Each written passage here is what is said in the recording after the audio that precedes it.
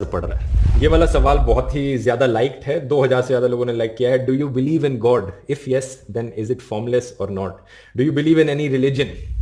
इसका जवाब भी बड़ा सीधा है, नहीं। मेरी राय में जितना भी कुछ मैंने सीखा है दुनिया के बारे में, हमारी प्लैनेट की हिस्ट्री के बारे में, एवोल्यूशन के बारे में, ये सारी चीज़ों को समझकर मैंने जो अंडरस्टैंडिंग डेवलप करी है, मेरी राय में कोई भगवान, कोई अल्लाह, कोई गॉड एग्जिस्ट नहीं करता। लेकिन ध्रुव राठी का नाम सुना होगा आपने, बहुत अच्छे फेमस मशहूर आदमी है। मैं भी उनके क्लिप देखता हूँ, बहुत इन्फॉर्मेटिव होते हैं, बहुत जानदार, शानदार, मजेदार और बहुत फायदे की चीजें होती हैं। लेकिन ध्रुव राठी साहब ने एक गड़बड़ करना शुरू कर दी है, खुदा के वजूद का इंकार, और उसके बारे में डार्विन के नजरिए को प्रोमोट करने के लिए कुछ एविडेंस अपने ख्याल के मुताबिक देना शुरू किए। उससे लोग कंफ्यूजन का शिकार हो रहे हैं। याद रखो, ये जो एथियस्ट लोग हैं या एथियस्ट के नजरियात से मुतासिर होने वाले लोग हैं, जब ये डार्विन की बात पे आते हैं, मैं कसम उठा के कह सकता हूं कि यहाँ ये डंडी बहुत मारते हैं। या तो इनको पूरी तहकीक नहीं होती, या तहकीक में जानकर गलती कर रहे होते हैं, क्योंकि इन्होंने ये फर्ज कर लिया है कि खुदा को अपनी डिक्शनरी से हर कीमत पे निकाल के ही छोड़ना है। जब आप एक चीज फर्ज कर लेते हो ना, तो फिर उसके लिए घुमाते हो आप ताने बाने। आप अगर मानते हो ना कोई क्रिएटर है, तो फंस जाते हो आप। आजादी इसमें है, क्रिएटर को अपनी डिक्शनरी से निकाल दो, और निकालने के लिए आपके पास डार्विन के अलावा कोई और रास्ता है नहीं। कैसर राजा का नाम सुना है आप लोगों ने? तो मैंने कैसर राजा से कहा था कि आप ध्रुव राठी का जवाब आप रिकॉर्ड करवाएं। इन्होंने जो रेफरेंसेस दिए हैं वो किताबों, असल किताबों में जाके आप देखें। और भी लोगों ने रिक्वेस्ट की, तो उन्होंने इसका एक बड़ा शानदार जवाब रिकॉर्ड करवाया है और बताया कि वो रेफरेंसेस ठीक नहीं है, और उसमें अगर आप पूरा पेज पढ़ेंगे तो बात कुछ और है। तो वो जरूर उसको ज्यादा से ज्यादा शेयर करें आप। भाई ये हो नहीं सकता कि खुदा ना हो, ये कोई ऐसी चीज नहीं है कि आप कहें कि इसमें दो राय हो सकती है, गॉड है या नहीं है। ये तो न्यूटन का लॉ है। कोई चीज चल रही है तो जब तक कोई रोकने वाली फोर्स नहीं होगी,